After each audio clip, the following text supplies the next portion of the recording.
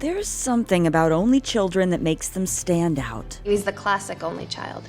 He pouts when things don't go his way, and he only sees things in black and white. Spoiled, self-centered, weird, and lonely, growing up without siblings shapes them in a way that makes it hard for them to fit in. Kid, have you ever been to a shrink?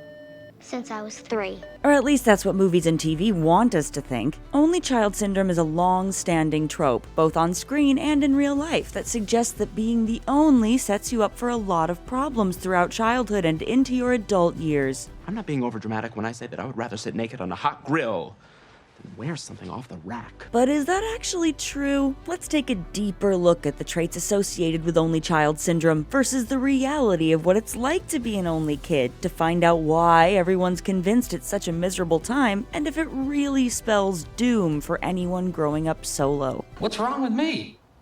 Ooh, don't open that door. One of the central stereotypes about only children is that they're spoiled, that being the sole focus of their parents' love and attention leads them to becoming self-centered brats. You're spoiled because you're an only child. They've grown up in a world focused on them and their wants and needs, and so often have a hard time remembering that other people aren't just supporting characters in their story. Ryan, you sleep? Yeah. Oh, okay, sorry, I'm gonna let you go back to sleep, okay? As bad as things are for me right now, they're much worse for you, so. What? Because their parents aren't having to split resources amongst multiple kids, that can mean the only child is allowed more access and leeway when it comes to their interests and hobbies. And it can also mean that the parents themselves are able to dedicate more time to the child. One thing that's important to know about me is that I'm an only child. So my mom is really devoted to me. Parents of single children on screen are often shown to ignore their child's flaws in favor of doting on them endlessly because they're afraid of losing their only child. Oh, my sweet, innocent Jason. My only child.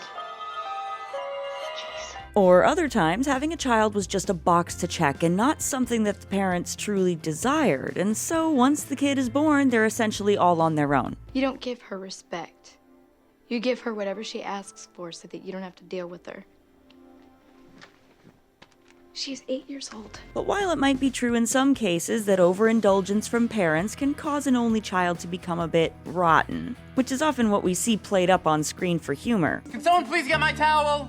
It's in my room next to my Irish walking cape. the larger reality is that most only children come to seem self-focused because they are all they've got. They don't have a sibling to lean on or learn from, and so they've become used to doing things their own way because that's all they have. They usually learn to work and play with their peers at school and in extracurriculars, but they become accustomed to being solo pretty much all of the rest of the time. Regardless of the type of complex your sibling situation or lack thereof growing up might have given you, one thing none of us need in adulthood is more stress. That's why we love CookUnity so much. CookUnity is the first chef-to-consumer platform that connects you with a diverse group of award-winning, super talented chefs from all over the country, giving you access to delicious, no-hassle, freshly prepared meals that get sent right to your door. With CookUnity, you can select from over 350 chef-created meals each week using over 7 different dietary preferences. We're talking about chefs who are Food Network alums, James Beard Award winners, and acclaimed restaurateurs. Meals are delivered fully cooked, so all you have to do is heat them up and you're ready to eat. I personally love CookUnity because it allows me to have quality chef-prepared meals without even having to leave my apartment. Some of my recent favorites have been the teriyaki grilled shrimp with vegetable fried rice made by Chef Esther Choi, the spicy rigatoni a la vodka with crispy breadcrumbs, made by chefs Larry and Mark Forgione, and the chicken tikka pizza with black olives and pickled jalapeno, made by Chef Arathi Sampath. Whether I'm working from home or just chilling watching TV in the evening, CookUnity meals make eating well easy. I can just pop them in the oven or even the microwave if I'm short on time, and have a tasty meal ready to eat in minutes. CookUnity also takes away the hassle of meal planning. You can choose from 4 to 16 meals per week, and can skip, pause, or cancel deliveries at any time. And if you don't have time to pick out which meals you want, CookUnity can pick for you based on your taste preferences. If you want to get your own chef-created meals delivered right to your door and support The Take, go to cookunity.com/thetake50 or click the link in the description and use our code TheTake50 to get 50% off your first order of CookUnity meals to try them out for yourself. And often, especially in recent decades, parents are having only one child not because they have some desire to spoil a single kid rotten, but because they can barely even afford to make ends meet with one child, much less multiple. multiple. Money is tight as is, and then the class trip comes up, and there's always some new thing to pay for. As Charly Locke noted in her piece on the only child stigma for Vox, fewer Americans are having kids. The U.S. birth rate fell 23% from 2007 to 2022. The reasons for the drop in fertility are manifold: climate doom, financial precarity and inflation, and a lack of support for families and working mothers. Gilmore Girls is interesting in that it showcases many different only children, and in that we can more easily see how problems like selfishness aren't just born out of being an only child, but how the child was raised. A huge number of major characters on the show are only children. Rory, Lorelai, Paris, Lane, Jess, Suki, and Christopher are all only children, though Rory and Jess do get younger siblings when they're older, a phenomenon that we'll unpack in a bit. Rory is pretty notoriously spoiled. I mean, I'm a Gilmore. Do they know that?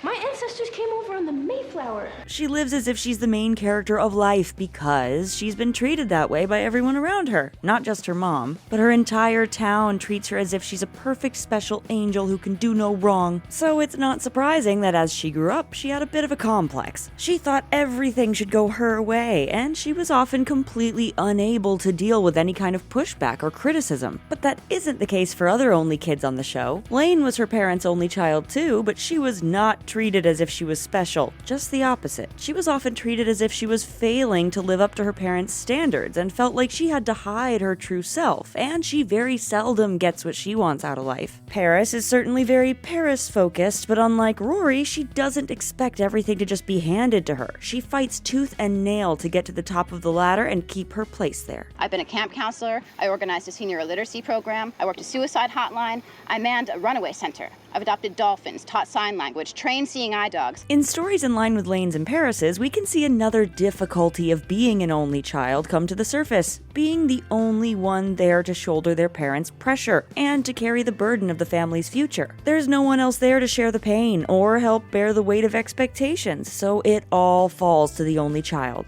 Yes, Dad's always spoken very highly of Dartmouth, but I'd like to check out west. You know, maybe USC, UCLA. His mother wouldn't hear of it. Dartmouth is far enough away for her. Yes, well, Dartmouth is my first choice. And in adulthood, this also encompasses being their parents' only avenue for grandchildren and being alone in end of life and funeral planning as their parents reach their own ends. Next to being spoiled, the other main stereotype that only children get stuck with is that they're weird loners. The problem in the house is that I was an only child. I don't have a lot of friends. I've never had roommates before, so I don't know how to, deal with everyone. The assumption is that because they didn't have other children at home to grow up with, they weren't able to learn how to connect with others their own age, and that because they spend so much time off in their own little world, they have a harder time fitting in. So when you lost your virginity, I was playing Magic the Gathering. You still play Magic? Yeah, but not as much. Some parents are even afraid of having just one kid because they think it will cause the kid to be weird. Are we really going to deprive him of a sibling? I just don't want him to turn out weird, you know? But the reality is just having siblings doesn't for sure mean that you'll have a positive relationship with them, or even any relationship at all. While some siblings are incredibly close and loving, others can form rather destructive relationships. Wait, stop it, stop it, shit, have you seen? Being an only child can be incredibly lonely if their parents are aloof and distant. Do you see her anywhere? News flash. You're not gonna, unless you make an appointment with her assistant or hang around her bedroom door at 3 o'clock in the morning. But only children can also form tight, loving bonds with their parents that feel like a friendship in their own way. I'm an only child, and I didn't see it coming. You know, we were really close. We used to call ourselves the Three Musketeers. This, and the fact that because only children often spend more time outside of school with adults, their parents and their parents' friends can actually be a major contributor to only children coming across as odd. Classic New York lonely boy. What? New York lonely boy? A son born to older parents who's more comfortable around adults than kids? They can come across as precocious and less attuned to what their peers are into, which can make them stand out around kids their age. And if their parents smother them with attention and attempt to mold them, this can lead to them taking on even more seemingly weird traits. Words that have never been used to describe Schmidt. Spontaneous, flexible, easygoing, I'm like a Marine. You're nothing like a Marine. I'm totally like a Marine, all right? And because they have more time and mental space to focus on themselves and their own interests without the judging gaze of a sibling, they can also be less afraid to lean into traits that might come across as odd or things that others might put them down for and find ways to feel secure in who they are. I don't feel bad about it. You never made me feel bad about it.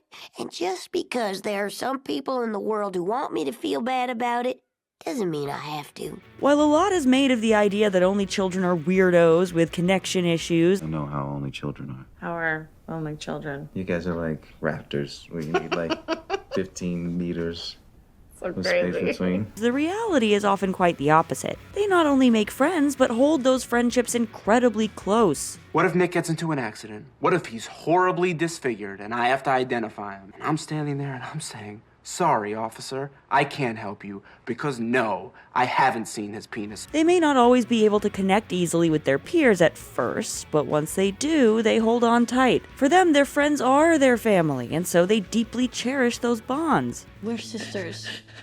You're my family. What is you is me. There's nothing that you could ever say to make me let go.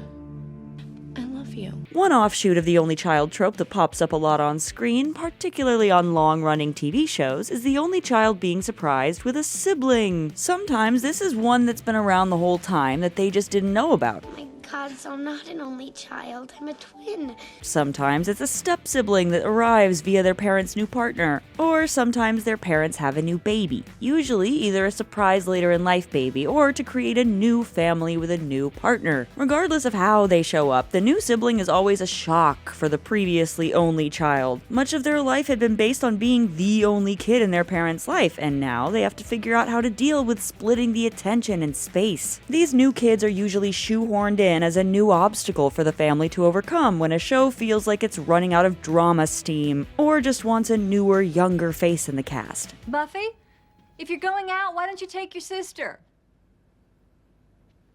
Mom! When they do become central to the plot in any real way, it's usually as a vehicle to get the only child to work through some of their issues and learn how to deal with not being the center of attention. And while this is often a pretty difficult uphill battle, it often turns out to lead to a very rewarding relationship for the newfound siblings. On the OC, archetypal only child Seth Cohen has become very comfortable as the center of attention in his little Orange County bubble. Ryan coming into his life and house is a difficult adjustment, but gives Seth the opportunity to connect with someone that he would never have been friends with just meeting out in the world, and Seth becomes a better, if still imperfect, person for it. Wait a second, Ryan, it seems to me that what we have here is a Christmaka miracle. Being an only child is certainly not without its challenges, but it isn't doomed to being the gloomy, self-centered existence stereotypes might lead us to believe. Every story has an end. But in life, every ending is just a new beginning. Finding their place in the world can require the only child to step out of their comfort zone and embrace some uncertainty. By learning to embrace their more weird traits, while also making sure that they don't dip too far into being self-focused, they can carve out a place for themselves full of connections and tight bonds. I told you, we make a good team. I'm the brains, you're the brawn. Hey, how come you're the brains? I'm the one who talked us back into that club. I'm sorry, I'm the brains. Being the only child doesn't mean being forever alone. It just means that you get to build your own family out of the people you care about and who care about you. That's the take. Click here to watch a video we think you'll love, or here to check out a whole playlist of awesome content. Don't forget to subscribe and turn on notifications. And make sure to subscribe to our Patreon for exclusive new videos.